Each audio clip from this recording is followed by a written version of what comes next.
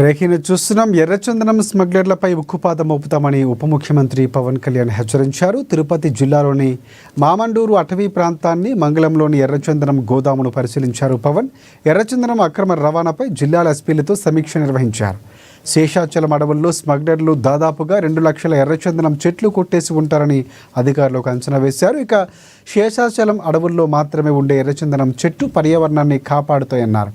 ఈ చెట్ల నరికివేతలో స్థానికులు పాల్గొనవద్దని, ఆపరేషన్ కగార్ను అమలు చేస్తున్న ఈ దేశంలో ఎర్రచందనం స్మగ్లర్ల ఆట కట్టించడం పెద్ద లెక్క కాదన్నారు పవన్. ఇక స్మగ్లింగ్ స్వచ్ఛందంగా ఆపకపోతే ఎలాంటి చర్యలకైనా వెనకాడమని వార్నింగ్ ఇచ్చారు. అటవీ చట్టం ప్రకారం ఎర్రచందనం స్మగ్లర్ల ఆస్తులు ప్రభుత్వం స్వాధీనం చేసుకుంటుందని, ఒకసారి ఆపరేషన్ మొదలు పెడితే వెనుదిరిగే ప్రసక్తే ఉండదని చెప్పారు. ఇక పర్యావరణాన్ని విధ్వంసం చేస్తే చూస్తూ ఊరుకోం, ఎర్రచందనం నరికివేతలో పాల్గొనే తమిళనాడు కూలీలకు కూడా అవగాహన కల్పిస్తామన్నారు డిప్యూటీ సీఎం పవన్ కళ్యాణ్. ప్రత్యేకించి ఎన్డీఏ గవర్నమెంట్ ఫామ్ అయిన తర్వాత గౌరవ ముఖ్యమంత్రి చంద్రబాబు నాయుడు గారి నాయకత్వంలో నేను అటవీ శాఖ బాధ్యతలు తీసుకున్నాక, పర్యావరణ బాధ్యతలు తీసుకున్నాక ముందుగా రెడ్ శాండర్స్ ఎర్రచందనం స్మగ్లింగ్ ఒకటి ఇది నా దృష్టిలో ఉంది. గత 14 నుంచి 19 వరకు ఒక విధానంలో ఉంటే 19 నుంచి 24 వరకు చాలా విపరీతంగా ఎర్రచందనం స్మగ్లింగ్ జరిగింది. అంటే ఉదాహరణకి ఒక సంవత్సరం అటు ఇటుగా, అంటే ఇది మీ దృష్టికి తీసుకురావడానికి, పొద్దున డిపోలోకి వెళ్తే నేను అక్కడ ఉన్నది దాదాపు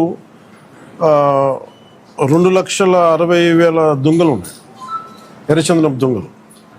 అంటే కనీసం 2 దుంగలైనా కలిపి ఒక చెట్టు అనుకుంటే ఈ 6 సంవత్సరాల్లో 5-6 సంవత్సరాల్లో 1,30,000 ఎర్రచందనం చెట్లు అడ్డగోలుగా నరికేశారు.